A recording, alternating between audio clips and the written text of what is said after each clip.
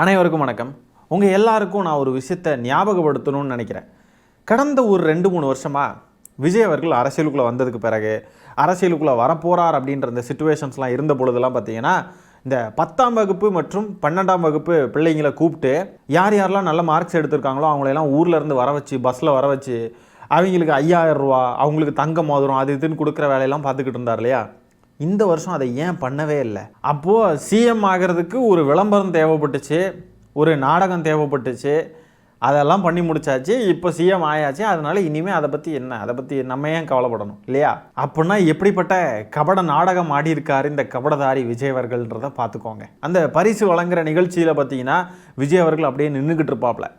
அந்த பாட்டெல்லாம் போடுவானுங்க, யார் பெற்ற மகனோ நீ யார் பெற்ற மகனோன்னு அவர் அப்படியே நின்றுக்கிட்டு அப்படியே டேபிள் பிடிச்சிட்டு இப்படி கஷ்டப்படுவாப்ல. அந்த மாதிரிலாம் வீடியோஸ்லாம் எடுத்து போட்டு எடிட் பண்ணி பரப்பிக்கிட்டு இருந்தானுங்க. இந்த மனுஷன் யாருக்காக இவ்வளோ கஷ்டப்படணும்?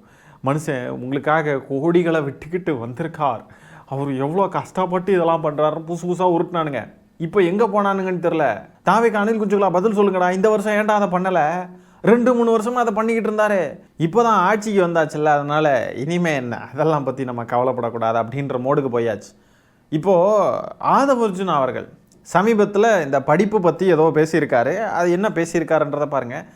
பிள்ளைங்களை படிக்க விட்டுறக்கூடாதுன்ற நினப்பில் இருக்கார் போல இருக்குது. ரங்கராஜ் பாண்டே அவர்களுடைய வாய்ஸ் வந்து எனக்கு என்னமோ கேட்குற மாதிரி ஃபீல் ஆச்சுங்க ஆதவ் அர்ஜுனா பேசுகிறப்போ. பாருங்கள், எஜுகேஷன் படித்தா சம்பளம் கிடைக்கும், ஸ்போர்ட்ஸ் நம்பர் 1 ஆனால் இந்த வேர்ல்ட்லேயே நீங்கள் ஒரு பில்லியன் ஆகிடுவீங்க. பில்லியன் ஆகணுமா மில்லியன் ஆகணுமா இல்லை சம்பளத்துக்கு வேலை பண்ணணுமா? அவ்வளோதான் கைஸ். பாருங்கள், ஒரு அமைச்சர் பேசுகிற பேச்சை பாருங்கள். இதே திமுக அமைச்சர்கள் இந்த மாதிரி பேசியிருந்தா இந்நேரத்துக்கு விட்டுருப்பாங்களா எல்லாரும்? பாருங்களேன், படித்தா வெறும் நீங்கள் சம்பளத்துக்கு தான் வேலை பார்ப்பீங்க. ஆனால் வந்து நீங்கள் ஸ்போர்ட்ஸில் விளையாடினீங்கன்னு சொன்னால் நீங்கள் பில்லியனர் ஆகலாம். நீங்கள் பில்லியனர் ஆகணுமா மில்லியனர் ஆகணுமா? இது பார்க்குறதுக்கு ரங்கராஜ் பாண்டே பேசிகிட்டு இருந்தாரு. நீ ஒரு சமோசா கடை ஒரு டீ கடை போட்டிருந்தனா நீ இஷ்டத்துக்கு ஜாலியாக கடையை முட்டி நீ ஒரு டூர் போயிட்டு வரலாம். ஏன் படிக்க தேவையில்லை, படிப்பு தேவையில்லைன்ற மாதிரி பேசிக்கிட்டு இருந்தார். பெட்டி கடை வச்சு இல்லை டீ கடையை வச்சு நீங்கள் வியாபாரம் பார்த்து சூப்பராக வாழலாம், வேறு லெவல் கோடீஸ்வரன் ஆயிடலாம்.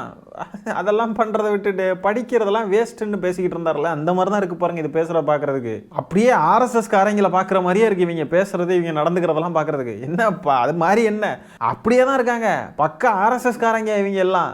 ஸ்டாலின் அவர்கள் படிப்பு தான் முக்கியம், படிச்சிருங்க எல்லாரும், எப்படியாவது படிச்சிருங்க உங்களுக்கு நாங்கள் உறுதுணையாக இருக்கோன்னு சொன்னதையெல்லாம் யாருமே மதிக்கலை. இன்றைக்கி இந்த மாதிரிப்பட்ட ஆட்களுக்கு வாக்களித்து இவங்களெல்லாம் அமைச்சராக்கி முதலமைச்சராக்கி வச்சுருக்காங்க. நீட்டு மட்டும்தான் உலகமா அப்படின்னு கேட்டவர் முதலமைச்சர். படிப்பு முக்கியம் இல்லை, படித்தா நீங்கள் வெறும் சம்பளம் தான் வாங்கிட்டு கிடப்பீங்க, நீங்கள் வந்து ஸ்போர்ட்ஸுக்கு போங்க, ஸ்போர்ட்ஸுக்கு போனால் நம்ம கோடீஸ்வரங்கள் ஆயிடலாம் அப்படின்னு சொல்கிறவர் இன்னொரு அமைச்சர்.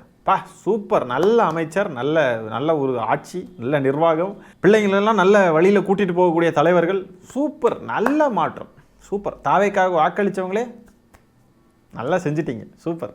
கல்வின்றது எவ்வளோ முக்கியம்னு சொல்லிட்டு இந்த தற்கொலைகளுக்கெல்லாம் தெரியாது. இவங்கெல்லாம் ப்ரிவிலேஜ்டு, இவங்களுக்கெல்லாம் வந்து காசு எல்லாம் பயங்கர இதுவாக இருக்கும். அதனால ஈஸியாக சொல்லிடுவாங்க, ஸ்போர்ட்ஸ் விளையாடி அப்படியே நம்ம அதாயிரலாம், டீ கடை வச்சு நீங்கள் நல்லா அதாயிரலாம். இவங்களுடைய எண்ணமே பார்த்தீங்கன்னா படித்து முன்னேறிடக்கூடாது. சம்பளத்துக்கு வேலை பார்க்குறாங்கன்னு சொன்னாக்க அது வந்து ஏதோ ஒரு கேவலமான ஒரு விஷயம் மாதிரியும், என்னமோ பிஸ்னஸ் பண்ணுறவங்கலாம் தான் அப்படியே பெருசாக நட்டை கழட்டுறவங்க மாதிரியும் ஒரு இமேஜாக க்ரியேட் பண்ணுவாங்க. அதுபோக ஆர்எஸ்எஸ் காரணங்க அவனுங்க வந்து நீங்கள்லாம் டீ கடை வைங்க, மளிகை கடை வைங்கன்னு சொல்கிறதுக்கு வர்ணாசிரம அமைப்புகள் உடஞ்சிடக்கூடாது அப்படின்ற எண்ணத்தோடையும் பேசுவாங்க. இவங்களும் அதே மாதிரி பேசுகிறதுக்கும் வாய்ப்பு இருக்குது. அதே சமயத்தில் புரிதல் இல்லாத மக்கள் இதை தெளிவாக புரிஞ்சுக்கணும். ஜாதிய கட்டமைப்புக்காகவும் நம்ம போய் இதுலையும் விழுந்துடக்கூடாது, இந்த மாதிரி கவர்ச்சிகரமாக பேசுகிறாங்கன்றதுக்காகவும் போய் விழுந்துடக்கூடாது. ஏதோ சம்பளம் வாங்குறது ஒரு கேவலமான விஷயம், சம்பளத்துக்கு வேலைக்கு போகிறதுலாம் என்ன அது? நீங்கள் என்ன ஒரு 50,000 கிடைக்குமா, 1,00,000 கிடைக்குமா, 20,000 30,000த்துக்கு சம்பளத்துக்கு போகலாமா அப்படின்லாம் பேசுவாங்க. ஆனால் சமூகத்தில் பல ஆண்டு காலமாக எதையுமே அனுபவிக்காத, எதுவுமே வந்து பார்க்காத குடும்பத்தில் உள்ள ஒரு பையனோ ஒரு பொண்ணோ படித்து முன்னேறி ஒரு நல்ல வேலைக்கு போய் சம்பளம் வாங்கி குடும்பத்தை உயர்த்தி வாழக்கூடிய அந்த வாழ்க்கை இருக்குது பாருங்கள், அதுதான் பெரிய விஷயம். இல்லை நமக்கு படிப்பு முக்கியம் இல்லை, நம்ம ஸ்போர்ட்ஸை நோக்கி போகலாம், நம்ம பிஸ்னஸ் பண்ணலாம் அப்படின்ட்டுலாம் இறங்கிட்டு அதை சரியாக மேனேஜ் பண்ண முடியல, அது சரியாக நமக்கு கை கொடுக்கலன்ற அந்த நிலைமை வர்றப்போ நம்ம கூட இருந்தவங்கலாம் ரொம்ப தூரம் தள்ளி போயிருப்பாங்க. அந்த மாதிரி ஒரு நிலையில் இருக்கிறப்போ தான் நம்ம தெரியாமல் மிஸ் பண்ணிட்டோம், படிச்சிருந்துருக்கலாம் அப்படின்றதெல்லாம் புரிய வரும். ஆகவே இங்கே படிப்பு தான் முக்கியம். அந்த எண்ணத்தை தயவு செஞ்சு யாரும் மாற்றிடாதீங்க. இப்போ தாவேக்காவை சேர்ந்தவர்கள் அமைச்சர்கள்லாம் மாணவர்களுக்கான கல்வியை என்ன மாதிரி பார்க்குறாங்க, மாணவர்களை எப்படி தப்பாக இன்ஃப்ளூயன்ஸ் பண்ணுறாங்கன்றதெல்லாம் நம்ம பார்த்துருப்போம். இப்போ பல இடங்களில் நம்ம பார்த்துருப்போம். இப்போ ஆதவர்ஜுனா அவர்கள் பேசுகிறதே நம்ம பார்த்துருப்போம் இல்லையா? அந்த வகையில் இப்போ பார்த்தீங்கன்னா திமுக கொண்டு வந்த நான் முதல்வன் திட்டத்தை அழிக்க துடித்து கொண்டிருக்கிறது இந்த தாவேக அரசு. லட்சக்கணக்கான இளைஞர்கள் பயன்பெற்ற அந்த நான் முதல்வன் திட்டத்தை எப்படியாவது ஒழித்து கட்ட வேண்டும் அப்படின்னு சொல்லிட்டு தாவேக அரசு இப்போ இறங்கி வேலை செஞ்சுக்கிட்டு இருக்கு. திமுக கொண்டு வந்த திட்டம் அப்படின்ற ஒரே காழ்ப்புணர்ச்சி தான், வேற ஒன்றும் இல்லை. அந்த நான் முதல்வன் திட்டத்துக்கான அதிகாரப்பூர்வமான பக்கம் இருக்கு பாருங்க, ட்விட்டர் பக்கம். அதில் யூசர் நேம் மட்டும் நான் முதல்வன் இருக்கு. ஆனால் அந்த அக்கௌண்ட்டோடைய பேர் இருக்கு பாருங்க, கணக்குடைய பேர், அதை வந்து டிஎன் ஸ்கில் கார்பரேஷன் அப்படின்னு சொல்லி திருட்டுத்தனமாக மாற்றிருக்காங்க இந்த தாவேக அரசு. அது மட்டும் இல்லாமல் மே 15ஆம் தேதிக்கு முன்னாடி அந்த பக்கத்தில் போடப்பட்ட எல்லா பதிவுகளும் வீடியோக்களும் கூண்டோடு எல்லாத்தையும் அழிச்சிருக்காங்க. எதுக்காக இப்படி அழிக்கணும், எதுக்காக இப்படி பேரை மாற்றணும், எதுக்காக இப்படி அழிக்கணும், சீரியஸ்லி புரியல. அரசு திட்டங்களுக்கான அஃபிஷியலான சோஷியல் மீடியா போஸ்ட் இதெல்லாம் போடுறாங்க இல்லையா, அதெல்லாம் ஒரு ஆவணம், ஒரு மாநிலத்துக்கான பொது ஆவணம். ஆண்டு கொண்டிருக்கக்கூடிய அரசாங்கம் வந்துட்டு எத்தனை நிறுவனங்கள் கூட ஒப்பந்தங்கள் போட்டாங்க, எத்தனை மாணவர்கள் பயனடைஞ்சாங்க, என்னென்ன புதுசு புதுசான தொழில்நுட்ப பயிற்சிகள்லாம் வழங்கப்பட்டது, இந்த மாதிரி எல்லாமே அந்த மாதிரி போஸ்ட்ல எல்லாம் இருக்கும். அதையெல்லாம் டெலீட் பண்ணி வச்சிருக்காங்க இந்த தாவேக அரசு. டிரான்ஸ்பரண்ட் கவர்மெண்ட்டு, நாங்கள்லாம் டிரான்ஸ்பரண்டாக இருப்போம்னு சொன்னாங்களே, இதுதான் அந்த டிரான்ஸ்பரன்சியா? நைட்டோட நைட்டாக எல்லாத்தையும் டெலீட் பண்ணி வச்சுருக்காங்கங்க. அந்த திட்டத்துடைய முக்கியமான ஆவணங்களே அழிச்சிருக்காங்க. மாணவர்கள் பயன்பெறக்கூடிய ஒரு திட்டத்தின் மேலே அப்படி என்ன காழ்ப்புணர்ச்சி? அப்போது மாணவர்கள் படிச்சிடவே கூடாது அப்படின்ற பாஜக ஆர்எஸ்எஸோடைய சித்தாந்தமாக அதை ஃபாலோ பண்ண துடிக்குதா இந்த தாவேகா? ஓனர்களுக்கு விசுவாசமாக இருக்க பார்க்குதா? நான் முதல்வன் திட்டம் ஏன் கண்ணை உறுத்துது? இல்லை காப்பி பேஸ்ட் பண்ணலாம் அப்படின்னு நினைக்கிறாங்களா? இந்த திட்டத்தை என்னமோ தாவேக அரசு தான் கொண்டு வந்துச்சுன்ற மாதிரி அந்த திட்டத்துடைய பேரை மாற்றி இது நம்ம கொண்டு வந்ததுன்னு ஸ்டிக்கர் ஒட்ட பார்க்குறாங்களா?